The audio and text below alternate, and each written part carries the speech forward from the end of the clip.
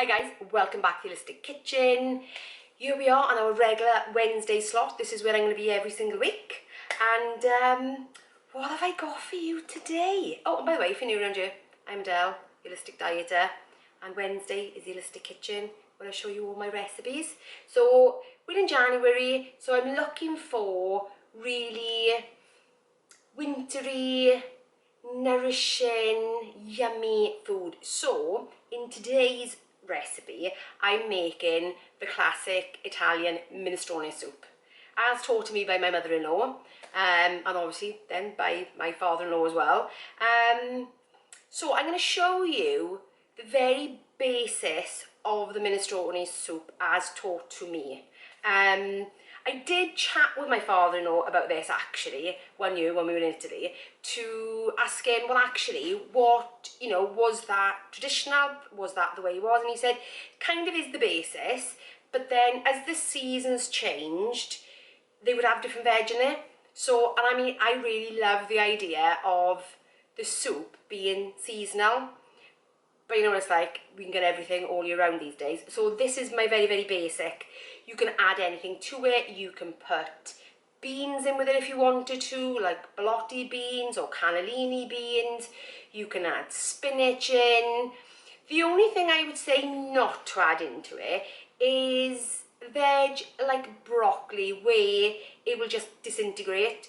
You kind of don't want that. But other than that, you can pretty much chuck anything in. You can chuck beans in. And interesting enough, actually, if you go into like an Italian supermarket, they will sell the frozen packs of ready mixed minestrone vegetables, and there literally is any combination, so it can be whatever you fancy. So it is basically a vegetable soup really, but for pasta.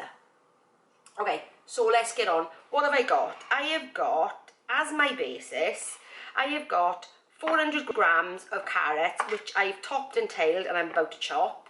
I've got 600 grams of potatoes, which I've already peeled. I've got a cup of frozen peas. They could be tin peas if you want, fresh if it's in the summer. And I've got a leek. This is quite a large leek, which I'm going to split in a second and actually wash, because leeks have so much dirt buried down in their leaves. So always split them. I split them into quarters, which I'll show you in a minute, and then wash them, because nobody likes crunch, not that kind of crunch anyway. Okay, so I'm going to start off with the carrots. Now, how big you cut these is entirely up to you. My mother-in-law always taught me to cut them quite fine, and that's the way my husband prefers it, because obviously that's how he grew up. However, my brother-in-law likes them quite chunky, but I've tried with my husband, he's like, he's not having any of it. What I'm going to do is, I've cut the carrot in half. I'm going to cut it into quarters, and I'm going to make it actually quite a fine dice. So we're looking at little tiny pieces. I think the reason why my husband prefers it in a small dice is because the pasta that you put in is actually quite small as well. Let me show you. We generally bring it back from Italy, but we're not going to be doing that anymore, obviously, because of EU stuff.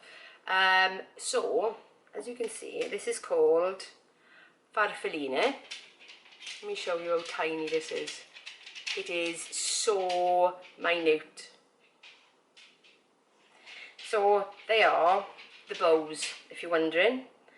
The little tiny, tiny, tiny bows. So we always buy farfalline, but actually now we buy most of our barilla off Amazon, because they have it all. So, right, let's carry on with these carrots.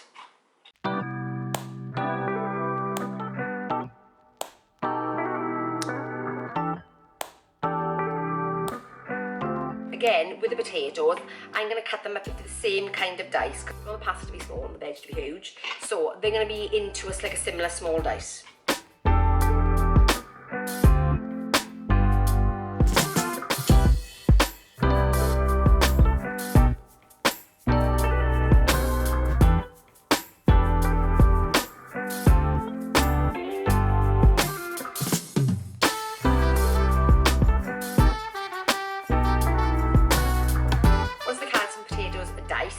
them straight to the pan. Next, I'm going to prep the leek. Like I said, it has the grit or the dirt deep down inside. What I do is take the knife, insert it just above the stalk end. Don't cut the stalk end off yet. Run it down the length of the leek. Then turn it over and do the same again.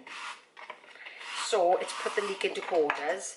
Then you can split the leaves out and give it a good wash underneath the tap, because I've found grit way down in those leaves before. So I'm going to give this a wash. I'll be back. Now the leek has been washed, I'm not going to cut the strips anymore, but what I am going to do is I'm going to hold the leek together and I'm going to slice it really, really, really finely.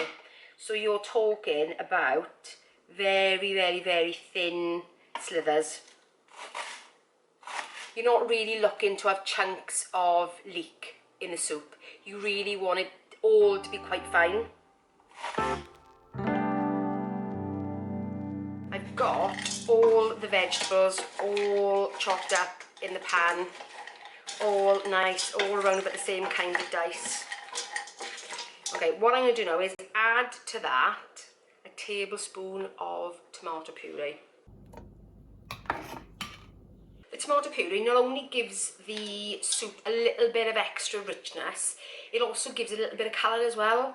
Not too much, because you don't really, it's not a tomato soup, you want it to taste like the vegetables. So as you can see, in this pot, that takes up about half my pot. What I'm now looking to do is to fill this probably to about 1.5 centimetres from the top with stock.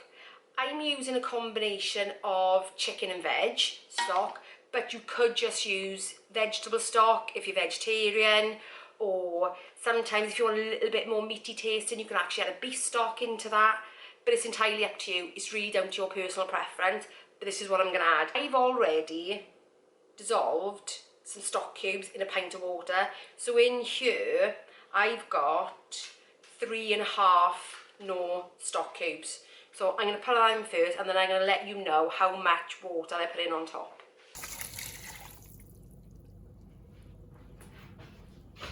In this pot, I've put 4.5 pints of water and 3.5 stock cubes. If you're trying to cut back on your salt, or you don't have that much salt in your diet, start off with 2 stock cubes and increase it as you taste it. Does that make sense? I know, because I've been making this for so many years, for this size of pot, 3.5 stock cubes is right for us, but do your own testing.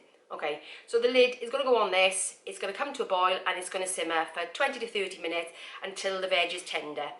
Then that minestrone is done, it's finished, okay? So this will make at least 10 servings and will last in the fridge for up to 5 days.